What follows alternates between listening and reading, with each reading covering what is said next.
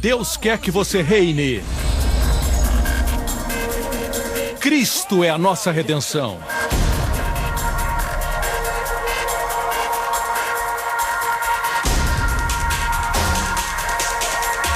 Deus é justo e faz o pecador justo.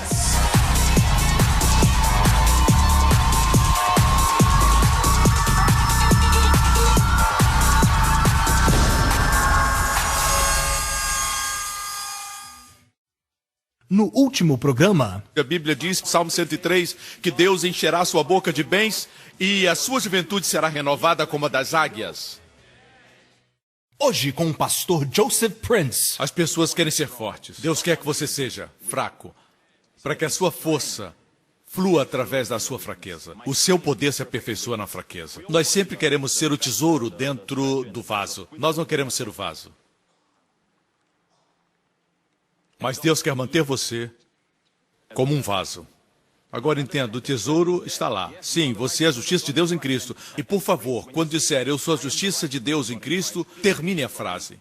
Não diga só sua justiça, diga eu sou a justiça de Deus em Cristo. Você não é nada sem Cristo. Lembre-se que a salvação é uma pessoa. Amém? Não é algo que você consegue, Jesus fica à distância. Alguns pensam da salvação assim, eles pensam que a salvação é algo enviado por Jesus. É como se o seu amigo vivesse na América e ele envia uma encomenda, algo que você gosta. É algo caro e ele envia da América e quando recebe a encomenda você sorri. O nome do seu amigo está lá. O seu amigo não veio, o seu amigo enviou e você ficou feliz. Alguns pensam que é assim, Deus enviou a salvação dos céus, Jesus fez tudo, ele morreu, ele pagou com seu próprio sangue para o perdão dos seus pecados, para fazer você filho de Deus, fazê-lo justo, e ele enviou sua justiça com uma encomenda. Não, não, não, 1 milhão de vezes não, não foi assim. E o que então, pastor? Veja isso. Jesus caminhava em Jericó certa vez, e tinha um homem pequeno que era coletor de impostos, estava em cima daquela árvore, e Jesus disse em Lucas 19:10, Zaqueu, desce depressa, porque hoje quero ficar em sua casa. Escândalo da graça. E o povo se queixou quando Zaqueu desceu. Jesus sabia o seu nome, ele tinha uma má fama naquele lugar. Jesus disse, Zaqueu, desce depressa, eu quero ficar na sua casa. A demonstração do amor e a salvação para Zaqueu. Jesus era sempre muito calmo, mas aí ele pediu que ele descesse com pressa para ser salvo, antes que a porta da arca se fechasse. Ontem meu filho e eu estávamos brincando um pouco, e estava trovejando lá fora, e ele olhou e disse, é o dilúvio? Eu disse, sim, mas nós estamos... E ele disse, seguros na arca. Eu disse, Jesus e a arca. Filho, Jesus e a arca. Não importa o que acontece lá fora. Nós estamos seguros na arca. Mesmo quando nós caímos como cristãos, caímos dentro da arca. Não esqueça, você está na arca, você está em Cristo. Zaqueu, eu quero ficar em sua casa, eu quero ficar em sua casa. Jesus comeu com Zaqueu. Zaqueu foi tão tocado que se arrependeu sem que ninguém pedisse que ele fizesse isso. Porque a bondade de Deus nos leva ao arrependimento. No final da refeição ele disse, a metade dos meus bens darei aos pobres e se porventura roubei de alguém, eu vou devolver 4 vezes mais. E Jesus respondeu, hoje a salvação entrou nessa casa. Pare. Ele entregou a salvação como uma encomenda?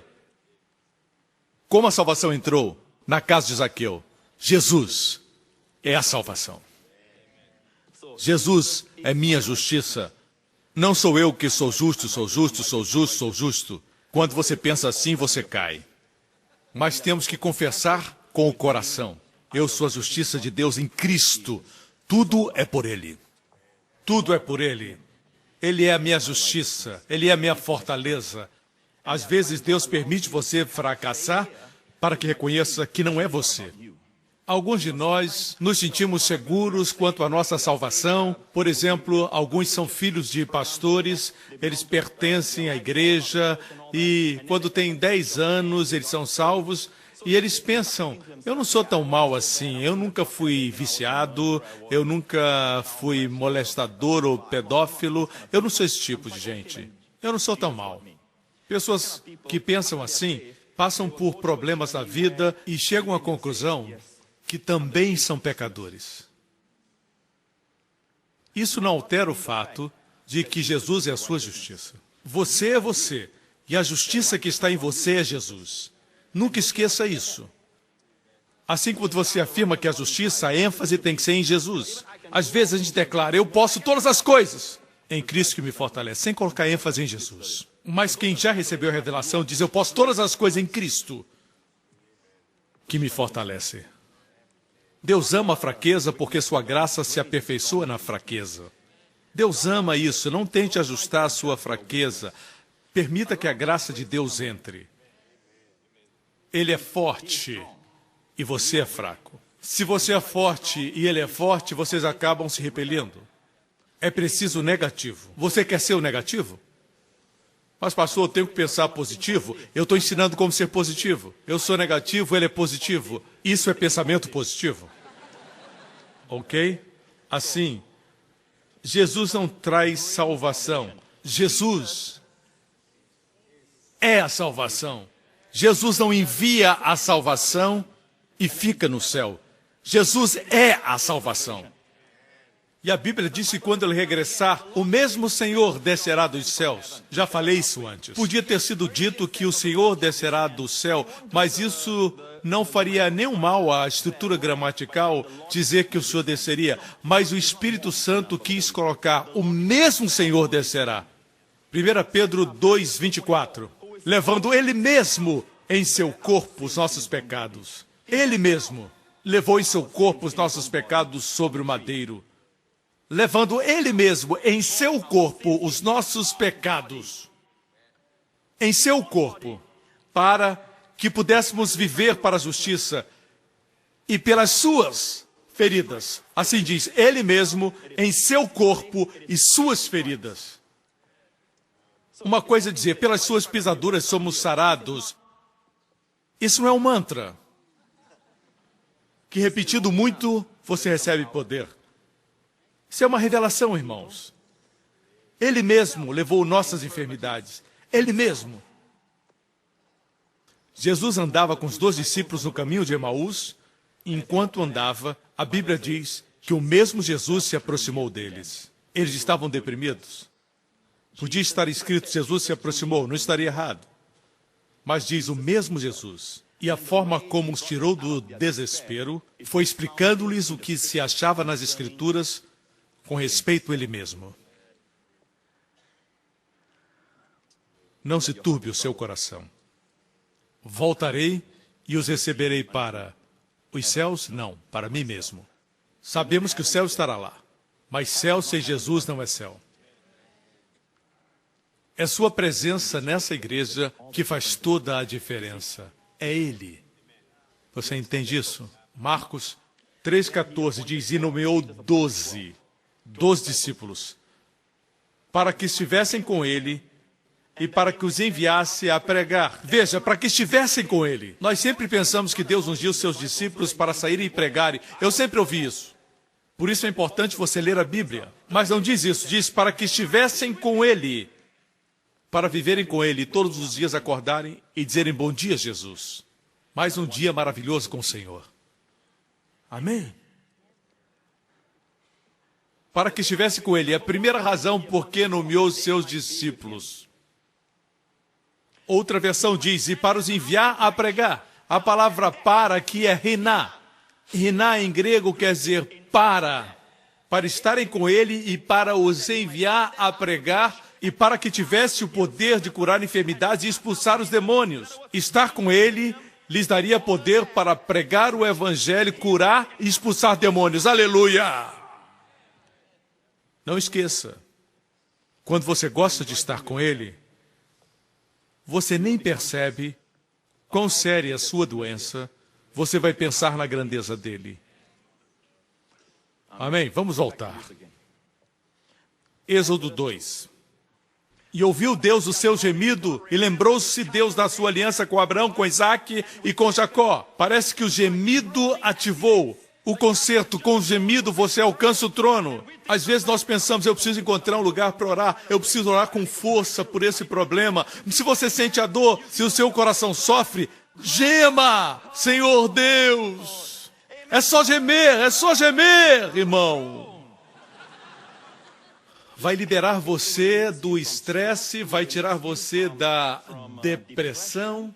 Mas isso não é o mais importante. O mais importante é que, lê cuidadosamente, parece que Deus se lembrou do concerto quando eles gemeram. Você nunca ouviu isso. Não deixe que novas coisas façam você levantar a guarda e ficar só com o que é familiar. Talvez a falta de resultados em outras áreas seja porque você não aceita essa nova verdade. Novas verdades têm que ser estudadas e confirmadas em outros textos. Ok? Assim, vamos para Êxodo 6. Deus está falando com Moisés e diz: e também tenho ouvido o gemido dos filhos de Israel. Voltemos ao capítulo 2. Eu esqueci de mostrar algo para vocês. E ouviu Deus o seu gemido e lembrou-se, versículo 25... E viu Deus os filhos de Israel e atentou para a sua condição. Uma outra versão diz, e reconheceu-os. Em outras palavras, eles gemeram, e Deus se lembrou da aliança com Abraão, Isaque e Jacó. Deus olhou para eles e atentou para a sua condição. Deus não despreza o seu gemido. Eu conheço pessoas que dizem, existem crentes que só vivem gemendo e lamentando. O que querem dizer é que crentes gostam de reclamar. Mas não use o gemido para reclamar, porque é uma poderosa oração quando procede do seu coração. Reclamar e murmurar não ajudam você.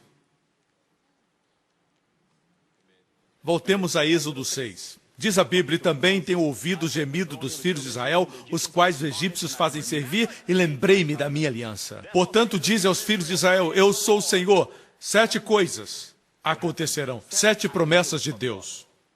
A primeira, e vos tirarei das cargas dos egípcios, e vos livrarei da servidão, e vos resgatarei com braço estendido e com grandes juízos, e vos tomarei por meu povo, e serei vosso Deus, e sabereis que eu vos tiro de debaixo das cargas dos egípcios, e vos levarei à terra, acerca da qual levantei minha mão, jurando que daria a Abraão, Isaque e Jacó, e vos-la darei por herança. Essa foi a 7ª. Tudo por causa de um gemido. É poderoso, até um suspiro. Até um suspiro. Nós pensamos que temos que orar assim, ô calabarabará, ô carabalabará. Estamos usando o poder, mas é o seu poder. É o seu vaso terreno fazendo barulho. Bom, bom, bom, bom, bom, bom, bom.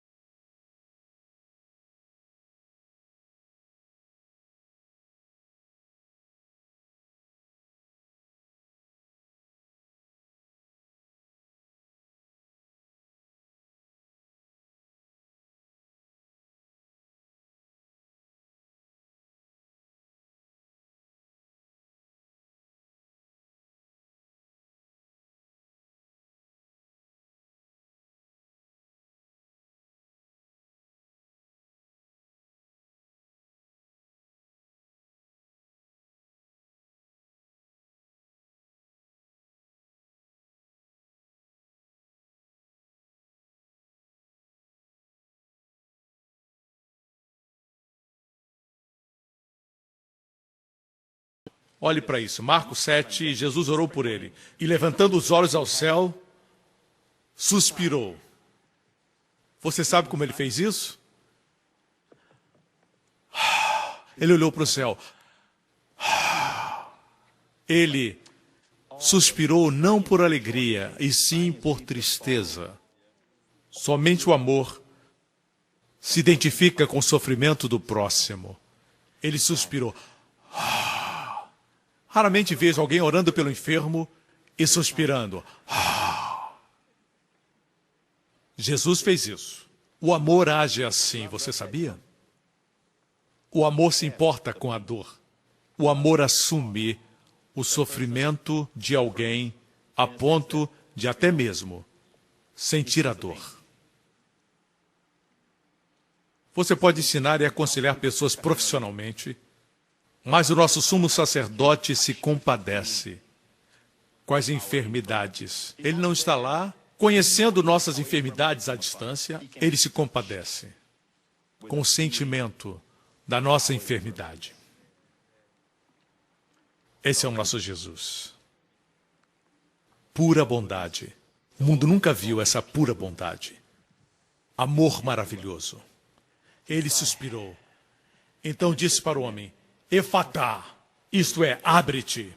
E logo se abriram seus ouvidos e a prisão da língua se desfez e falava perfeitamente. Nesse versículo no grego, a palavra para suspirar é estenazo. Certo? Estenazo. Veja aqui. Nós compartilhamos com você que os crentes não estão esperando pelo anticristo. Estamos esperando por Jesus. No arrebatamento. Ok?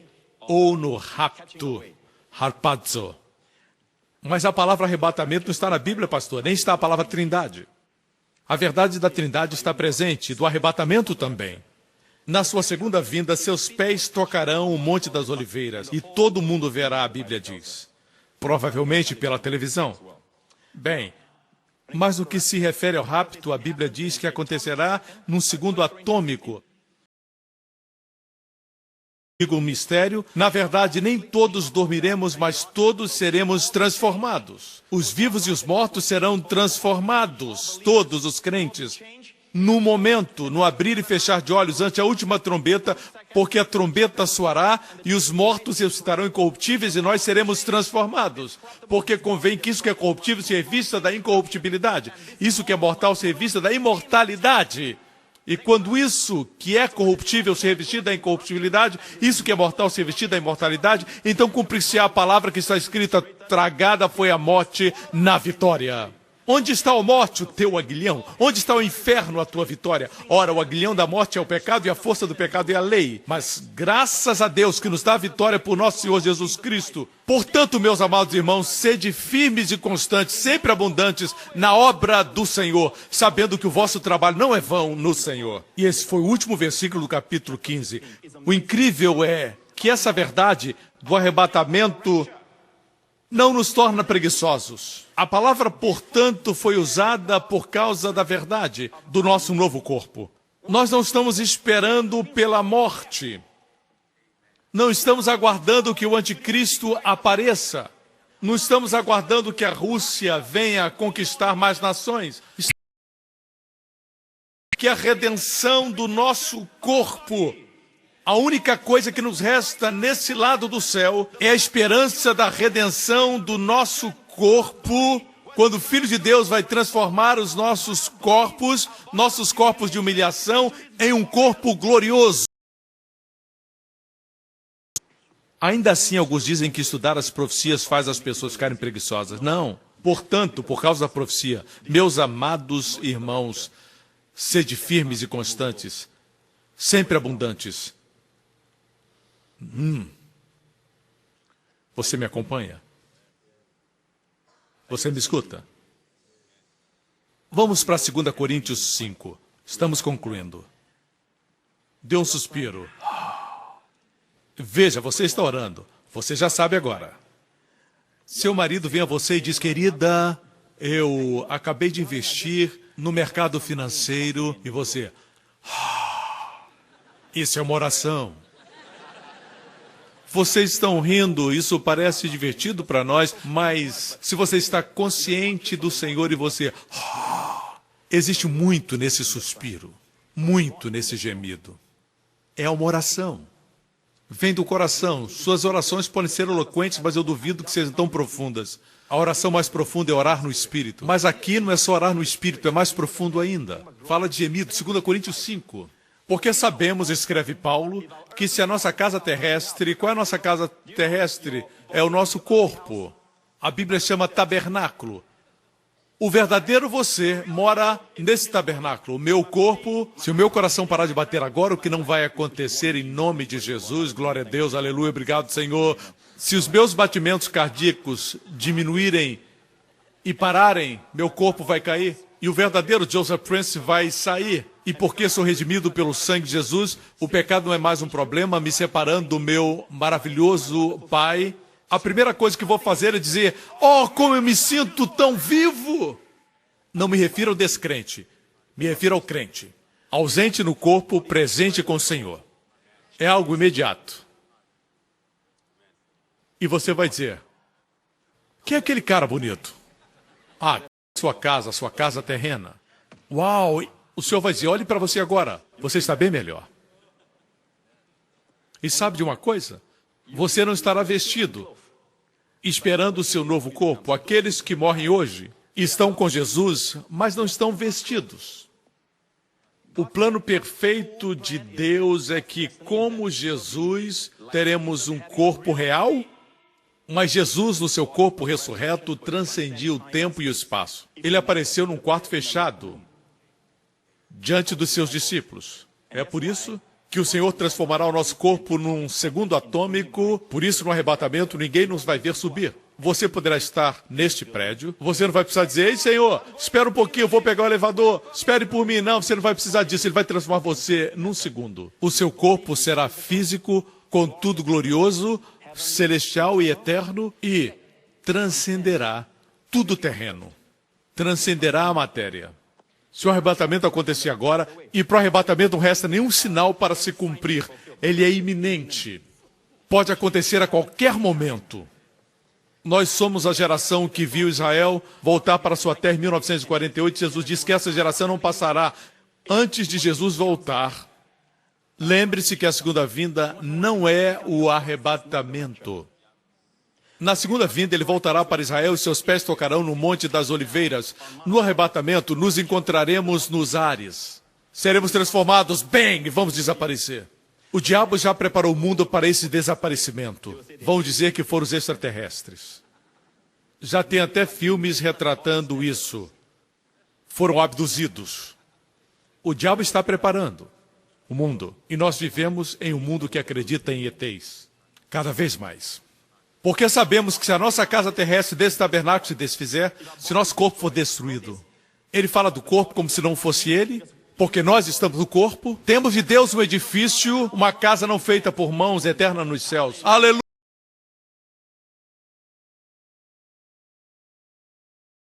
E por isso também gememos, externazo. Gememos, externazo, desejando ser revestidos da nossa habitação, que é do céu. Também gememos, não somente isso, desejando ser revestidos. Porque não se prega sobre o arrebatamento, as pessoas não sabem a importância de desejar.